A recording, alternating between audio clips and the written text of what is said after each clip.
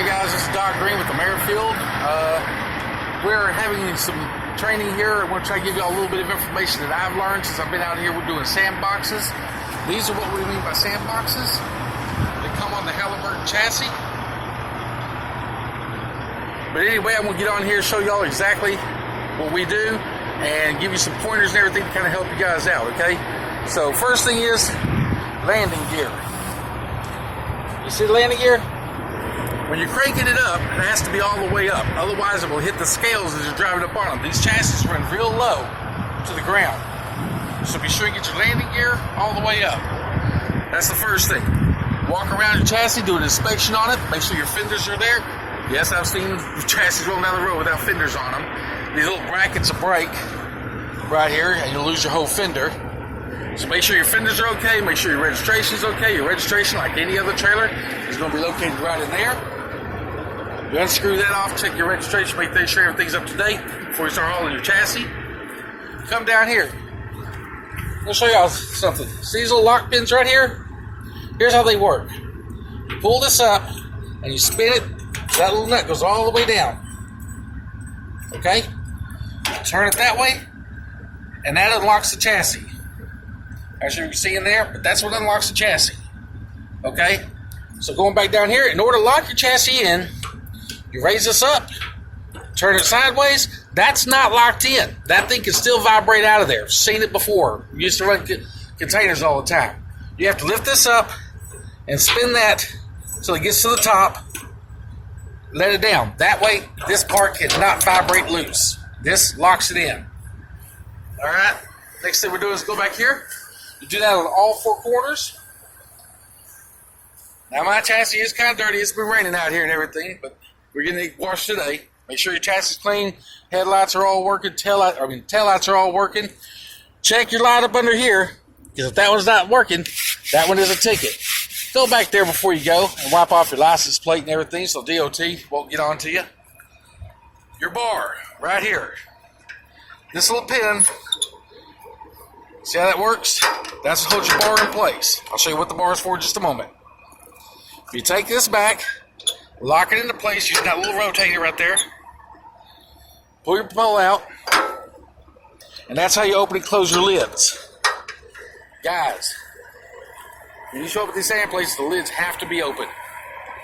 So make sure you open both the front and the back one. Otherwise, they'll make you pull back out. You'll be stuck there a little bit longer trying to reopen your back one and be getting back in line, waiting longer. Going around, make sure you check your tires. You know all that. Sandboxes are top heavy. Now, a lot of people used to come with sandboxes when we first got them and stuff, and they would unlock them at the staging area, then try to go from the staging area over to the well. Needless to say, the box will fall off. It's not a matter of if, it's a matter of when. And it's going to as soon as you get your first turn. These boxes are top heavy. That means when you make a turn, even at 5-10 miles an hour, it's coming off of there. We have lost one before, and that can cost us to lose a well. You know, the Halliburton sees that. They know you're not running it safe. You're not running like you're supposed to. That could cause us to lose a well. It could cause us to lose jobs. Then they have to double stack us up on another well. No one's making any money. It doesn't make any sense. Just lock them down. That's the main things on these boxes. Oh, placards. When you're running out here on the road, when you pick up your sand, I see a lot of people switching over to the colors. Halliburton wants us to run blue for 100 mesh. You just flip it on over there to the blue one. They want the solid blue one. Kind of hard to do with one hand. That's for 100 mesh. The solid yellow one at the back, that's for 40-70. But when you're on the highway or you're on the road, either run white or none at all.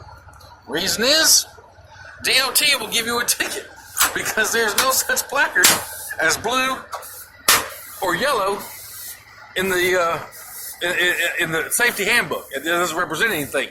So they will give you a ticket. They will pull you over. Another thing, those little locks down there I showed you earlier, If you do not twist those up, that is considered an unsecured load. Just like if you have to have 2 straps on something on a flatbed, those screws must be tightened up or that's an unsecured load. DOT will give you a ticket. So anyway, that's about all the advice I have for you on these. Guys, be careful out here. Again, they're top heavy. Make sure they're locked into place. Don't try to drive. Once you're on the well, driving up to the platform, that's one thing. Another thing, do not get out of your truck, walk around, and unlock them at the platform. If you get caught on that platform, Halliburton is going to have a fit. Do not get on their platform. Unlock it before you make the turn to get into the platform. When you leave, get out and make sure those are back to white. Halliburton will sometimes do it, sometimes they don't. It's up to you. Another thing, Halliburton has ground guides at their platforms to guide you in. Make sure you're close enough for the forklift to lift off the box. Remember though, you're ultimately responsible for that truck. So, and I've seen it where Halliburton guys are up there all day long. They're working 8-hour shifts. 7 hours in, they're getting tired. They're not thinking. The ground guy is doing what he's been doing all day. He's kind of gotten into the routine of it, guiding you this way and guiding you that way. And he doesn't look behind your truck. And I have seen it. Halliburton, other Halliburton guys will walk right behind your truck while you're backing up. If you're only looking at that Halliburton guide and you're not checking it out behind your truck yourself and you hit one of these guys, Halliburton's not in trouble. You are. So, even though, let them guide you and everything, but make sure you keep an eye on that back mirror. Make sure there's no one behind you. That's just common sense, but, we're out here all day long. We get tired. We quit thinking about things. Our minds get kind of dull. Just remember, it doesn't matter what the ground guy tells you or anything else. He's not the one who's going to get in trouble if you back up into someone, or you back up into a piece of equipment, or you back up into another truck, or one of their trailers. He's not going to be paying for it. Halliburton's not going to be paying for it. You're going to be paying for it. Speed limits. Out here in Louisiana, I know they're very strict on them. If trucks are going 5 over, they will pull you over. Don't do it. When you get to the sand frac place, make sure your lids are open before you pull up under those sand, the things that drop the sand in. They will not let you open them up under there. Both lids must be open. If you can't get one of them open, you need to pull back out, call dispatch or something, tell them something's wrong with it. If the hinges are messed up, usually it's just a matter of catching it in the right place.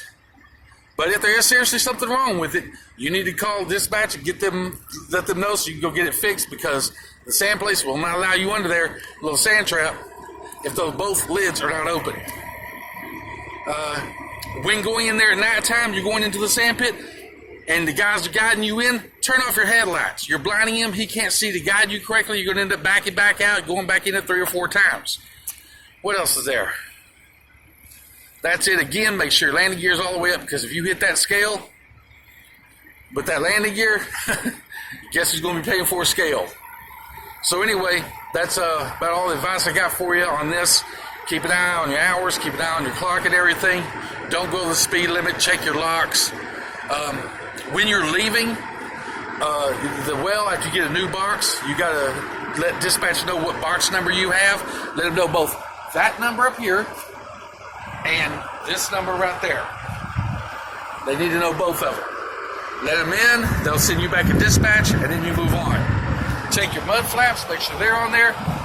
See how dirty my chassis is right now? This is unacceptable.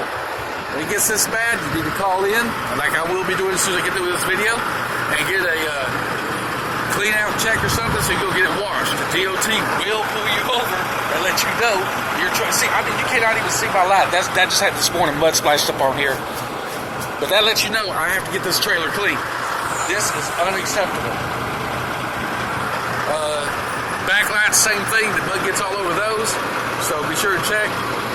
And just get it clean. Just call in. Amerifield is not going to tell you no and deny you, because they don't want to get